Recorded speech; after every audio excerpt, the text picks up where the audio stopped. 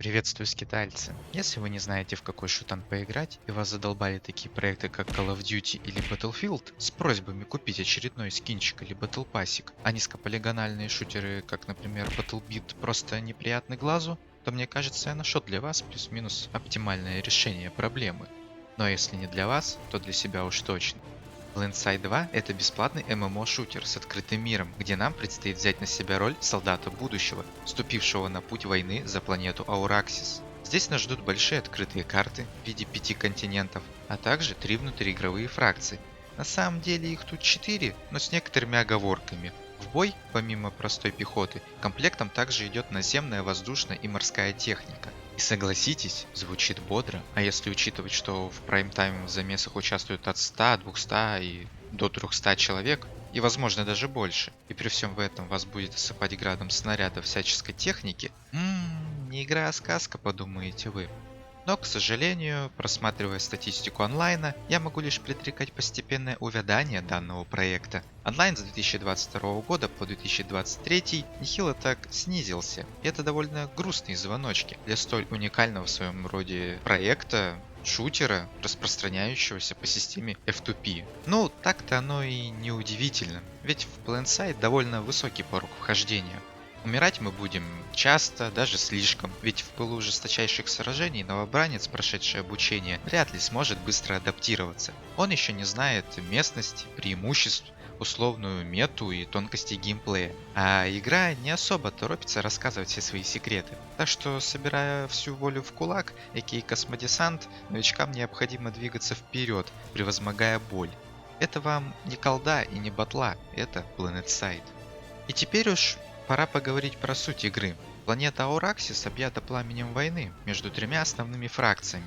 Сепаратистами в лице нового конгломерата, милитаристским и консервативным государством в виде Тиранской республики, но а также не обошлось и без ученых, поклоняющихся внеземным технологиям, кои кличут себя суверенитетом Вану. Есть еще и 4-я, не основная фракция, Nanite Systems. Это по сути монополисты, поставляющие всем 3 фракциям оружие, технику и наемников в виде роботов. Так в чем же суть? А суть проста. Цель всех 3 фракций — это захват континента под свой контроль путем экспансии районов, которые тут называются гексами. Каждый гекс содержит в себе точки, которые необходимо захватывать и удерживать. Количество точек варьируется от 1 до 4 штук. Так можно и захватывать флаги, которые необходимо относить в специальные гнезда. Переходим к фракциям. Каждая фракция, помимо уникального внешнего вида, также имеют различия в плане вооружения и особенностей. Хотя нынешние старички говорят, что грань отличия между фракциями давно стерта, я все же упомяну об этом. Новый конгломерат предпочитает оружие с высоким уроном, в частности это касается дробовиков. Иранская республика любит скорострельные пушки, что переносит нас и отсылает к пулеметам. А суверенитет Вану полагается на точность и вундервафли. Да, некоторое оружие ванушников очень специфическое и неудобное в использовании. Кнопку зажми, заряды заряди, постой 2-3 секунды и сделай бах. Но пока ты все это будешь делать, тебе уже местные снайперы голову прострелят. Ну а про Nanite Systems, в энциклопедии написано пониженное сокращение урона. Если я все правильно понял, то в зависимости от расстояния урон пули снаряда падает менее значительно. Далее в программе главный аспект игры – классы пехоты. Диверсант. Ваш персональный Dungeon Master, готовый в любое неподходящее время засунуть свой stick finger in ass. взламывает терминалы, уходит в инвиз, помечает пехоту на миникарте спецмаячками. В бою юзает снайперские винтовки, пистолеты-пулеметы и арбалеты.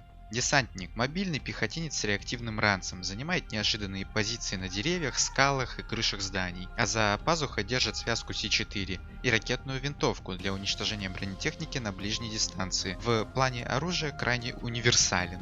Медик – любитель штурмовых винтовок и просто хороший парень. Или девушка. Лечит, воскрешает, восстанавливает щиты союзников. Все просто и понятно, даже добавить нечего. Инженер – сварщик на полставки, работающий 3 дня, без хлеба и воды. Чинит технику, объекты, максов, раскидывает бич-пакеты с патронами, плюс обезвреживает мины и С4. В качестве уникального оружия приобретает крупнокалиберные винтовки, пробивающие броню техники и максов. Штурмовик. Большой дядя с большими амбициями и не менее большими пушками. Впитывает урон с помощью силового поля и поливает врагов свинцовым дождем, а технику угощает ракетами из гранатомета.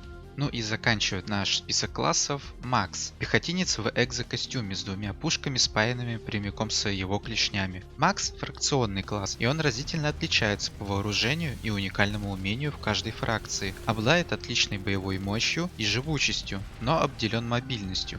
Боится крупнокалиберных винтовок и взрывоопасных веществ. Также его нельзя воскресить, и покупается он за игровую валюту наниты, о которой речь пойдет чуть дальше. Каждый класс в Planetside прокачивается, ведь недаром это ММО-шутер. Прокачиваются костюмы, умения, гранаты, дополнительные расходники, импланты, гаджеты. Оружие можно модифицировать обвесами. И не забывайте про технику, ведь там тоже свои приколы. Кстати, самое время затронуть второй аспект всех сражений. Я начну с общефракционной техники. Флэш или же флешка. Не дайте этой малютке себя обмануть. Может, в начале своего пути она не обладает острыми зубками, но с прокачкой эти самые зубки прорезаются. Машина может снабжаться инвизным модулем и синергировать с классом диверсант. Это с учетом, что на флешку еще устанавливается и пушка. Карасер. Быстрая за счет форсажа малютка, но кусается уже на первых порах. С прокачкой и установкой некоторого вооружения Харашка превращается в самого настоящего тирана пехоты и наземной техники, при условии, что водитель и стрелок обладают хорошими навыками. Лайтнинг. Легкий одноместный заниженный танк. В меру маневренный и по большей части служит в роли поддержки для основной техники, но тем не менее списывать его со счетов большая ошибка. Сандерер или Сандей – буханка, перевозящая пехотинцев, оборудованная двумя пушками, а также по нажатию волшебной кнопочки превращается в точку возрождения. С небольшой прокачкой обеспечивает союзную технику боеприпасами или ремонтом. Энд. Буханочка поменьше. При прокачке может выполнять роль Сандея. Основная функция Энта – это сбор ресурсов под названием Кортиум для последующего его использования в целях строительства военных баз. Оборудуется машинка клешнями для сбора Кортиума и одной ячейкой вооружения для самозащиты. Валькирия – воздушное судно поддержки. Валька не обладает выдающейся огневой мощью, но если взять 4 толковых штурмовиков с гранатометами, то устроить суету в воздушном пространстве не проблема. Либератор – боевой вертолет, созданный для аннигилирования наземных целей, но вот с воздушкой могут возникнуть проблемы, хоть это и не точно. Галактика. Большой летающий аналог Сандея. Транспортирует пехоту, обеспечивает союзную технику ремонтом или боеприпасами. Оборудуется 4 слотами для орудий. А вот и единичная водная техника. Корсар.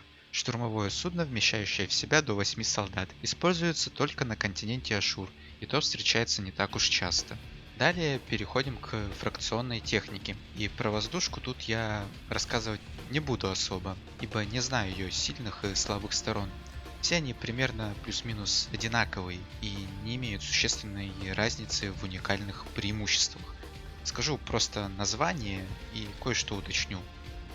Ривер, Москит, Сайф и Дервиш. Однако последний НСОшный ESF, то бишь истребитель, имеет явное отличие в том, что в нем сидит до 2 игроков, как в предыдущих фракционных ESF-ах, только один. Авангард. НКшный танк, по моему скромному мнению, самый имбовый танк, так как на нем можно вкачать силовой барьер, нехило снижающий входящий урон на некоторое время в бортовую и лобовую часть. Авангард крайне опасен в лобовых столкновениях за счет своей живучести. Праулер. Тиранский танк, наносящий серьезный урон при попадании в противника всеми снарядами, так как сия танк имеет 2 ствола в отличие от всех остальных. А стреляет он ими, кстати, по очереди. Если установить другие стволы, то стволов и вовсе будет 4. А если поставить еще вторичное вооружение 6 стволами или 7, то это получается что? Мощь 11 стволов! Особая способность – стационарный режим. Браулер встает как вкопанный, увеличивая скорость полета снарядов, таким образом облегчая задачу по уничтожению наземных воздушных целей на большом расстоянии. Маграйдер – танк суверенитета Вану, самый экзотический танк из всех, так как перемещается на воздушной подушке. Ствол Маграйдера надежно спаян с корпусом, а поэтому придется поворачивать танк полностью, чтобы поразить цель. Способность Маграйдера – это форсаж, что кратковременно ускоряет махину, позволяя занимать позиции на возвышенностях, да и в целом попадать туда, куда гусеничная и колесная техника не залезла бы в жизни. Химера. Танк Nanite Systems. Отличается от всех остальных фракционных танков способом передвижения на колесиках. Ну и своими габаритами также она отличие очень сильно имеет. Ну а еще Химера перевозит до 4 пехотинцев в отличие от двухместных фракционных танков. Джавелин. Тот же самый флэш, но на воздушной подушке, как у Маграйдера. Только в инвиз уходить вроде не умеет. И на этом я бы хотел уже закончить, но должен упомянуть технику неофитов. Неофиты — это своего рода кланы и гильдии. Колоссус — тяжелый танк с мощным главным орудием и 4 вспомогательными турелями. Танк работает за счет кортиума, способности его потребляют этот самый кортиум, и в первую очередь этот танк создан для эффективного уничтожения бастиона. А бастион — это гигантский авианосец, оснащенный посадочными площадками для истребителей, точками возрождения для пехоты, несколькими пилотируемыми и автоматическими оружейными системами. Теперь расскажу немножко об аутфитах. Landside очень хорошо раскрывается именно в командной игре, когда у вас в отряде до 20 человек, есть там командир с четкими поставленными целями. А я же волк-одиночка, а потому создал соло-аутфит. Зачем? Чтобы крафтить себе орбитальные удары, скидки на технику и колоссусов. Видите ли, каждый гекс в игре вырабатывает один из 3 видов ресурсов: аураксий, синтиум, полистирол. Если ваш аутфит захватывает гекс, то на склад аутфита поступает ресурс. Проблема тут в том, что гекс обобщает все очки игроков из одного аутфита. То есть, если 2 игрока из аутфита, к примеру, нагибаторы, набирают по 200 очков, в общей сумме у них уже 400 очков. В то время как у меня в соло, к примеру, будет, допустим, 200. Короче, гекс перепадет нагибаторам. Но если я смогу перебить их общий счет и наберу 401 очко, то гекс будет моим. Очки даются за убийство, уничтожение техники, захваты точек, взлом и последующее разрушение объектов. Накопленные ресурсы вы тратите на различного рода приколдесы или экспедиции. Если экспедиция закончилась, то забирайте ресурсы вот у этого парня в хабе. Вызвать орбиталку или что-то другое можно с помощью нажатия ПКМ на карту. Куда нажали, туда все и полетит. К примеру, можно скидывать специальные контейнеры с легкой, средней и тяжелой техникой. Настало время и для валюты. Сертификаты – основная валюта игры. Каждые 250 единиц опыта конвертируются в 1 сертификат. Опыт же мы получаем за любое действие в игре, будь то лечение союзника, пополнение патронов, сбор кортиума, убийство и так далее. Также серты нам начисляются и за выполнение директив. Если кратко, то директивы — это пассивные задания по типу «убей с такой-то пушки столько-то врагов» или «воскреси энное количество союзников». Директивы всегда активны и брать их нигде не надо, в отличие от ежедневных квестов. Сертификаты мы тратим на покупку оружия, обвесов и в целом для прокачки классов и техники. Наниты – боевая валюта. Ее кап всегда 750 единиц. И тратится эта валюта на покупку максов, техники и пополнение расходников с гранатами. Если вы потратили валюту, то она с течением времени восстанавливается. И нет, не целыми днями, как в какой-нибудь мобилке восстанавливается там энергия, с просьбой пополнить за реальный счет. ISO 4. Валюта для покупки и улучшения имплантов, которые служат нам в качестве пассивных бонусов. ISO мы получаем путем выполнения ежедневных квестов и за участие в тревоге. Что такое тревога, спросите вы меня? Это ивент, выставляющий таймер, к примеру, в 1 час. Если за 1 час одна из фракций захватит большую часть континента, то она объявляется победителем и континент закрывается.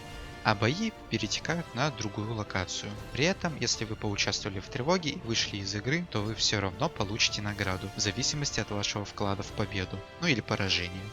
Если же в момент тревоги случается ничья, то запускается мини-тревога в режиме дезматч, где победу одерживает фракция, сделавшая больше всего фрагов. Вкладка с имплантами тута. А7. Валюта черного рынка, где мы приобретаем оружие, собственно, черного рынка. Добывается валюта при выполнении ежедневных квестов. Иногда А7 спавнится у объектов в гексах, такой синенький огонек. Если увидите, то подбегите и заберите его. Дают хоть немного, но лучше, чем ничего. Черный рынок находится в хабе, вот тут. Заслуги. Валюта аутфитов для покупки некоторых скинчиков, камуфляжей и макропредметов. Заслуги же присуждаются за захват и оборону гексов. Заслуги тратим в хабе. И последняя валюта — это донатная валюта, Daybreak Cash, за которую мы покупаем косметику, оружие, всякие наборы и самое главное премиум. Получаем только за пополнение счета своими скромными денежками. Учитывая, что мы остановились на донат валюте, то сразу поясню за донат. Blindsight — это вам не Warface и далеко не Crossfire, где каждую обнову вам дают крутить имбовые пушки за реальную валюту. В Blindsight любое оружие, приобретаемое за донат, также приобретается и за сертификаты. А нафармить 1К сертов — это не такая уж сложная задача. Донат тут лишь облегчает вам фарм при покупке премиум подписки, но также дает вам более быструю возможность купить какое-то оружие. Наконец, в нашем списке еще осталось строительство, но про него я рассказывать не буду. Вам все расскажет обучение. Вот переходим во вкладку с ежедневными квестами и берите квестик по строительству базы. Он есть у каждого нового персонажа в игре. Возможно, и у стареньких тоже он должен появиться.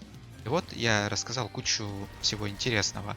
Ну а какие минусы, спросите? Первый минус — иногда серваки умирают, и на карте случается бред из парящих в небе танков и пехотинцев. Происходит это редко, но метко. Второй минус — старый сетевой код, из-за него попадания иногда не регаются. Однако я поясню некоторые детали. Вот вы стреляете во врага, а он в вас, и по итогу вас убивают. И тут вы вините во всем игру. У противника каким-то чудом после вашего зажима еще остался щит и лоу хп. Как же так? А все просто. У врага может быть имплант на восстановление щита после убийства в голову. И на киллкаме в таком случае вы увидите уже сгенерированный имплантом щит. Имейте это в виду.